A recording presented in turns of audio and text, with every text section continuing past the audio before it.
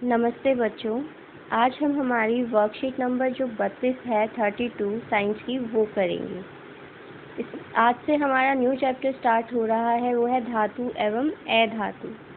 तो तत्वों को उनके गुण धर्मों के आधार पर धातु तथा अधातु में बांटा जाता है।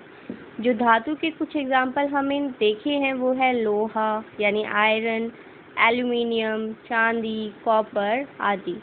और अधातु के उदाहरण हैं हाइड्रोजन, नाइट्रोजन, सल्फर और ऑक्सीजन। अब हम धातु और अधातु के कुछ भौतिक गुणधर्म दिखते हैं। भौतिक मतलब वो गुण जो हमें दिखाई देते हैं। जैसे कि पहला गुणधर्म अगर हम बात करते हैं चमक की, तो जितनी भी धातु हैं वो सब उनकी सतह कैसी होती है, चमकदार। जैसे चांदी है, सोना है, उनकी जो सतह कैसी होती है, चमकदार। और जो अधातु हैं वो चमकीली नहीं होती। इसका एक अपवाद है। इस पाठ में अपवादों को ध्यान से याद रख लेना। अधातु का एक अपवाद है आयोडीन। ये चमकीला होता है। सारी धातु चमकदार होती हैं, किंतु आयोडीन एक अधातु है और यह चमकीली होती है। दूसरा गुणधर्म अगर हम कठोरता की बात करें तो धातु हमें देख सकते हैं कि लोहा है, चांदी है, ये सब कैसी होती है, कठोर। तो धातु सामान्यतः कठोर होती हैं, लेकिन यहाँ पर आ गया हमारा अपवाद। जो लिथियम है, सोडियम और पोटेशियम, ये धातु मुलायम होती हैं। ये इतनी मुलायम होती हैं जिन्हें हम चाकू से भी काट सकते हैं। वहीं अधातु जो है वो अधिकतर कठोर नहीं होती। इसका अपवाद है कार्बन। कार्बन एक अधातु है, लेकिन इसी का एक अपरूप होता है हीरा, जो बहुत ही ज़्यादा कठोर होता है। तीसरा जो गुणधर्म है वो है रूप। जो धातुएं हैं वो कमरे के ताप पर ठोस अवस्था में पाई जाती हैं, यानी वो कठोर होती हैं। लेकिन जो मरकरी है, मरकरी एक धातु है, पारा, जो द्रव अवस्था में पाई जाती है कमरे के ताप पर। जो अधातु है वो ठोस या गैस दोनों ही अवस्थाओं में पाई जा सकती हैं। इसका जो अपवाद है वो है ब्रोमीन, जो तरल अवस्था यानी द्रव अवस्था में पाया जाता है। अगला गुणधर्म की अगर हम बात करें वो है आघातवर्धनीयता। कुछ धातुओं को हम पीट कर पतली चादर के रूप में बदल सकते हैं, तो इस गुणधर्म को या इस गुण को बोला जाता है आघातवर्धनीय। तो धातुएं जो हैं वो आघातवर्धनीय होती हैं और अधातुएं आघातवर्धनीय नहीं होती। अगला जो ऑप्शन है हमारा वो है तन्यता। तन्यता मतलब यदि किसी पदार्थ को खींच कर तार के रूप में बदला जा सके तो उस गुण को बोलते हैं तन्यता। तो जो हमारी धातु हैं, धातुओं को पतली तार में खींचा जा सकता है। हमने लोहे की तारें देखी है, हमने कॉपर की तारें देखी हैं, ये सब क्या है, धातु। वहीं अगर हम अधातु की बात करें तो वो तन्य नहीं होती। जो धातु हैं वो विद्युत तथा ऊष्मा के चालक होती हैं, यानी उनके अंदर से ऊष्मा तथा विद्युत प्रवाहित हो जाता है। इसका अपवाद यहाँ है शीशा यानी लेड, पीबी और मरकरी।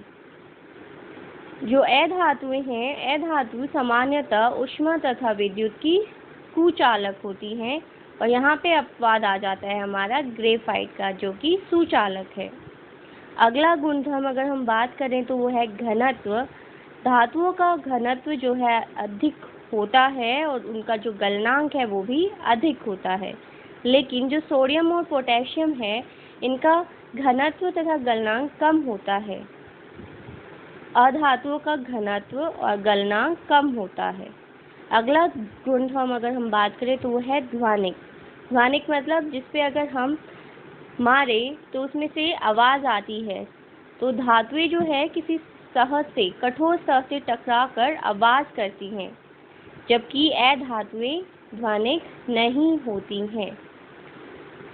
अब हम पढ़ते हैं धातुओं की रासायनिक अभिक्रियाएं। इससे पहले तक तो हमने जानी थी उनकी भौतिक अभिक्रियाएं, लेकिन अब हम जानेंगे उनकी रासायनिक अभिक्रिया। तो जो धातु हैं सबसे पहले हम धातु की वायु के साथ अभिक्रिया देख लेते हैं। तो वायु में हम स्पेसिफाई करते हैं तो वो है हमारी ऑक्सीजन।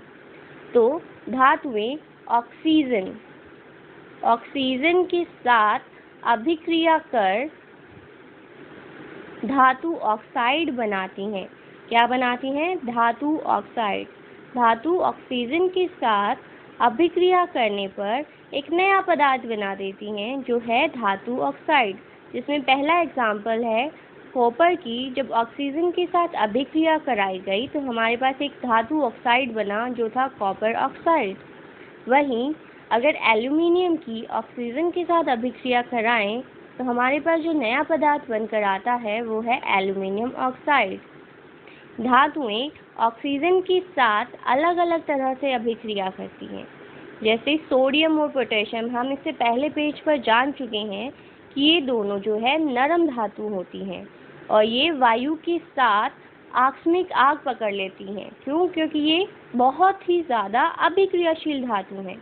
इन्हें जैसे ही हवा में रखा जाता है तो ये एकदम से आग पकड़ लेती हैं, जिसे रोकने के लिए इन दोनों को केरोसिन के तेल में डुबाकर रखा जाता है। तो ये बात ध्यान से याद रखिएगा कि सोडियम और पोटेशियम को केरोसिन के तेल में क्यों रखा जाता है, क्योंकि ये बहुत ही ज़्यादा अभिक्रियाशील धातु हैं। जैसे ही ये वायु के संपर्क में आती हैं तो ये आग पकड़ लेती हैं।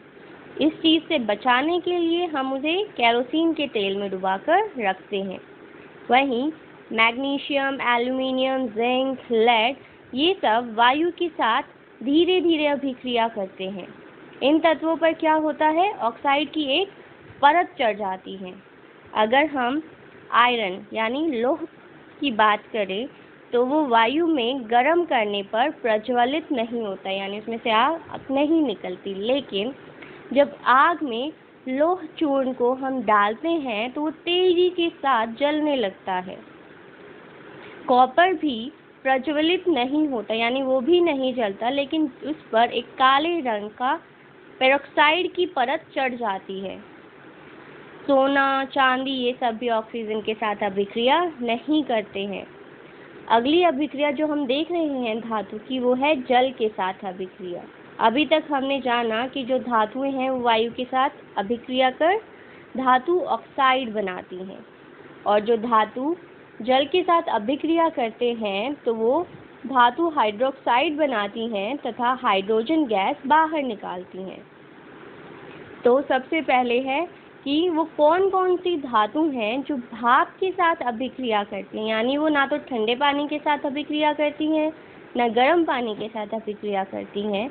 तो वो है हमारी एल्यूमिनियम, लोह यानी आयरन और जिंक। ये धातु भाप के साथ ही क्रिया करती हैं और धातु हाइड्रोक्साइड या तथा हाइड्रोजन गैस बाहर निकालते हैं।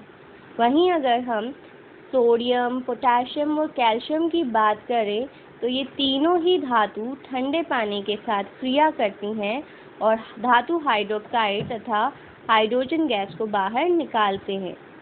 मैग्नीशियम जो है, मैग्नीशियम धातु गर्म पानी के साथ अभिक्रिया करती हैं। फिर आपका प्रश्न आता है वो कौन सी धातु हैं जो पानी के साथ अभिक्रिया करती हैं तथा ऊपर सतह पर तैरने लग जाती हैं। तो आंसर है उसका कैल्शियम तथा मैग्नीशियम।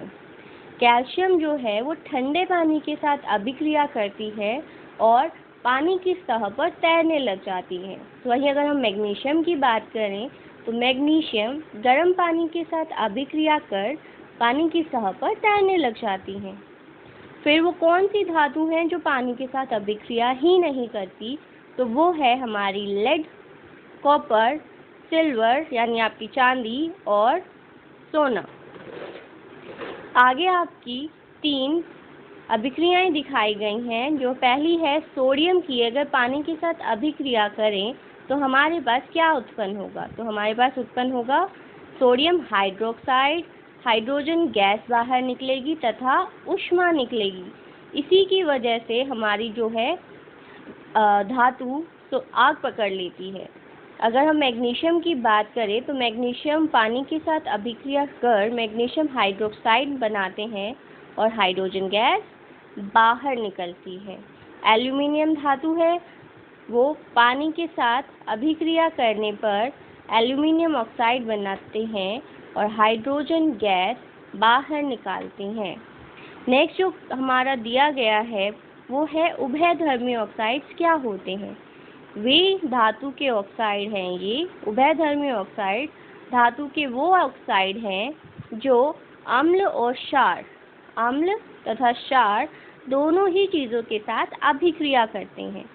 तो धातु ऑक्साइड जो अम्ल तथा क्षार दोनों के साथ अभिक्रिया करते हैं तथा लवण और जल उत्पन्न करते हैं, उन्हें हम कह देते हैं उभयधर्मी ऑक्साइड।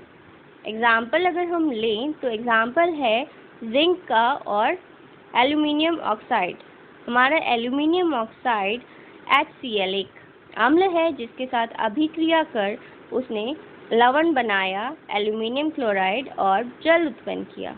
वहीं एल्यूमिनियम ऑक्साइड की अगर हम क्षार के साथ यानी NaOH सोडियम हाइड्रोक्साइड के साथ अभिक्रिया कराएं तो हमारे पास एक लवण बनता है और साथ ही जल उत्पन्न होता है। इसी के आधार पर आपसे कुछ प्रश्न पूछे गए हैं। पहला प्रश्न है ऐसी धातु का नाम बताइए जो कमरे के ताप पर द्रव होती हैं। ये प्रश्न हो जाएगा आसानी से। आघातवर्ध्य और तथा तन्य का अर्थ भी समझा सकते हैं। सोडियम तथा पोटेशियम को तेल के अंदर संग्रहित क्यों किया जाता है, यानी उसे केरोसिन के तेल में क्यों रखा जाता है।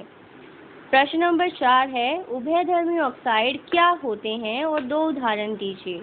ये हमने अभी जाना कि वो ऑक्साइड जो अम्ल और क्षार के साथ अभिक्रिया करने पर लवण तथा जल उत्पन्न करते हैं उन्हें कहते हैं उभयधर्मी ऑक्साइड और इसके एग्जाम्पल्स हैं जिंक तथा एल्यूमिनियम ऑक्साइड। आई होप आपको ये वाली वर्कशीट अच्छे से समझ आ गई होगी और इनके आंसर्स कंप्लीट कीजिए। Thank you.